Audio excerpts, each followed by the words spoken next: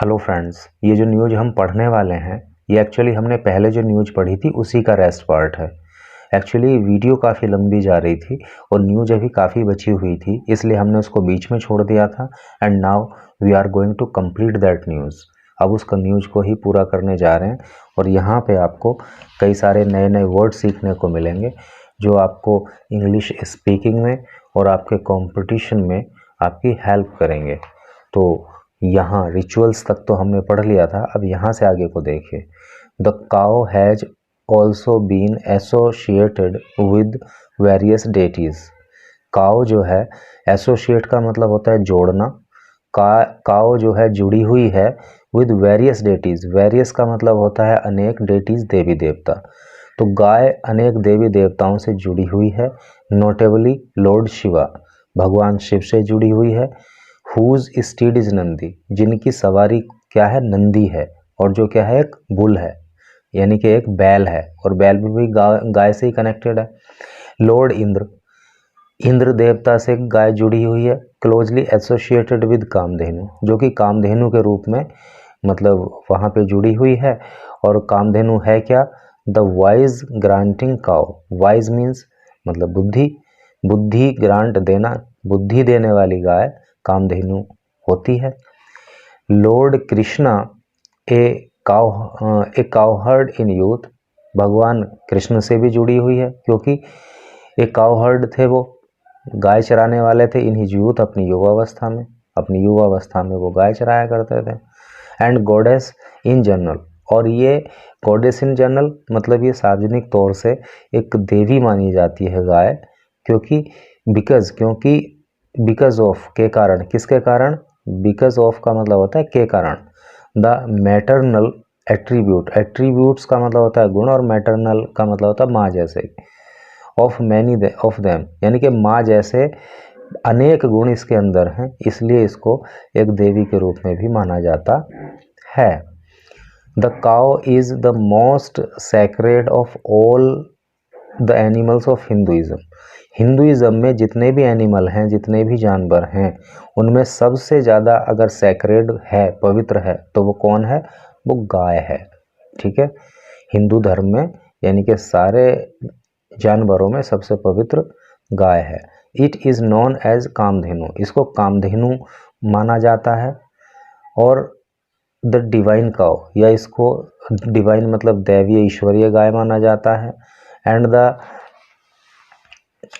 And the giver of all desires, और giver means देने वाली, और ये सारी इच्छाओं को देने वाली, यानी कि सारी इच्छाओं की पूर्ति करने वाली, इसको माना जाता है। जस्टिस अहमद ऑब्जर्व्ड, ऐसा जस्टिस अहमद ने ऑब्जर्व किया, उन्होंने ऐसे अपने विचार बताए, ऐसा अवलोकन किया।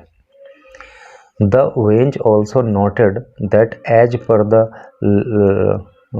लीजेंड्स, इस बेंच ने यानी कि जजेज की जो बेंच थी उसने ये नोट किया that as per the legends, की लीजेंड्स के अनुसार, जो कहानी है, कथाएं हैं, कथाओं के अनुसार, cow emerge from the ocean of milk, गाय जो है, ओशन मीन्स होता है समुद्र, इमर्ज मीन्स होता है पैदा होना, मिल्क आप जानते हैं। तो कहानियों के अनुसार यानी कि कथाओं के अनुसार क्या है, गाय जो है वो दूध के समुद्र से पैदा हुई है। एट द टाइम ऑफ समुद्र मंथन, जब समुद्र मंथन हुआ था उसके समय पैदा हुई थी, कहाँ से, ओशन ऑफ मिल्क, दूध के समुद्र से। और या आप ऐसे समझ सकते हैं, the great churning of the ocean, churn का मतलब होता है मथना, यानी मंथन करना, ठीक है, बिलोना। ओशियन का जब मंथन किया गया तो क्या, किसके द्वारा, बाय द गॉड्स, देवताओं के द्वारा, एंड डेमन्स, और राक्षसों के द्वारा। तो जब राक्षसों और देवताओं के द्वारा समुद्र का मंथन किया गया तो तब ये जो है गाय वहाँ से इमर्ज हुई, वहाँ से पैदा हुई। And that she was presented to 7 sages, और ये भी कथाओं में है कि शी वॉज प्रेजेंटेड, उसको प्रेजेंट किया गया, प्रस्तुत किया गया, उपहार में दिया गया, टू 7 सेजेस, 7 ऋषियों को उसे उपहार में दिया गया। सेज मीन्स ऋषि, 7 आप जानते हैं। And in the course of time, course of time मतलब समय के साथ साथ, came into the custody of says Vashishtha. और समय के साथ साथ फिर ये क्या हुआ कि जो वशिष्ठ नाम के ऋषि थे उनकी कस्टडी में आ गई। आगे देखे, हर लेग्स सिंबोलाइज 4 वेदास। लेग्स टांगे, सिंबोलाइज का मतलब होता है प्रतीक होना, 4 वेदास उसकी जो टांगे हैं, यानी कि जो गाय की टांगे हैं वो 4 वेदों का प्रतीक हैं, यानी कि उसकी टांगे 4 वेद हैं। हर सोर्स ऑफ मिल्क इज 4 पुरुषार्थ, और उसका जो मिल्क है, दूध है, वो 4 पुरुषार्थ 4 पुरुषार्थ हैं, जिसको आप ऐसे समझ सकते हैं ऑब्जेक्टिव्स उद्देश्य, यानी कि धर्म या राइटियसनेस। राइटियसनेस का मतलब भी धर्म होता है।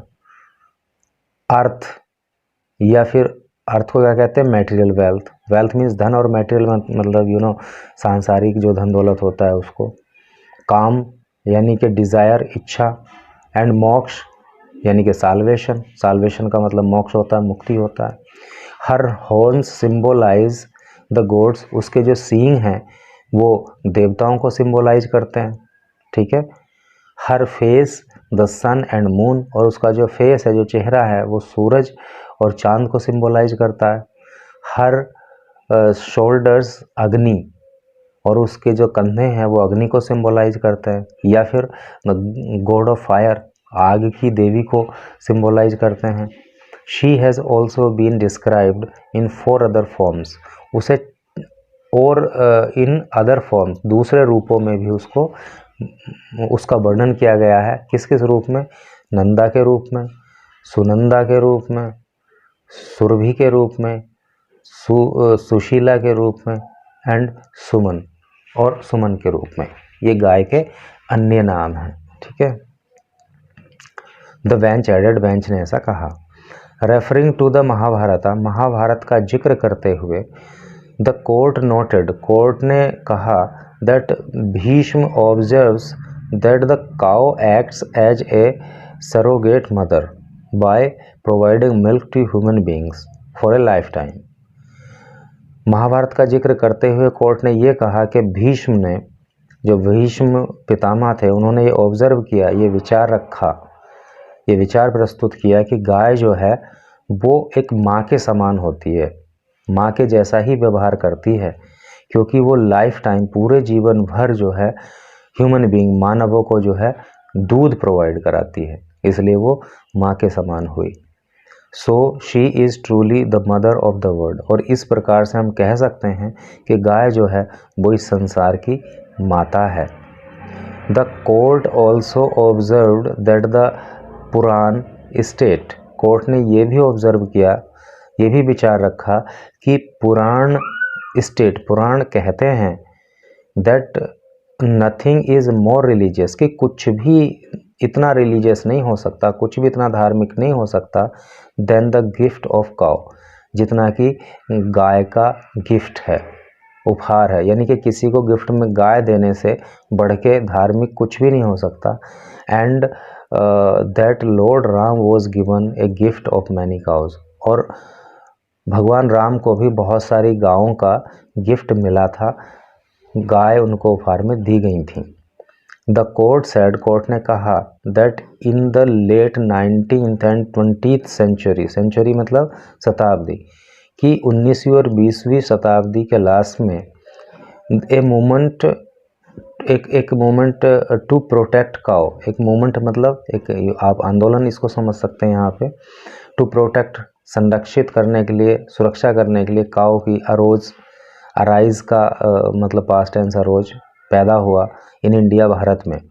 यानी कि 19वीं और 20वीं शताब्दी में काउ को बचाने के लिए एक आंदोलन पैदा हुआ।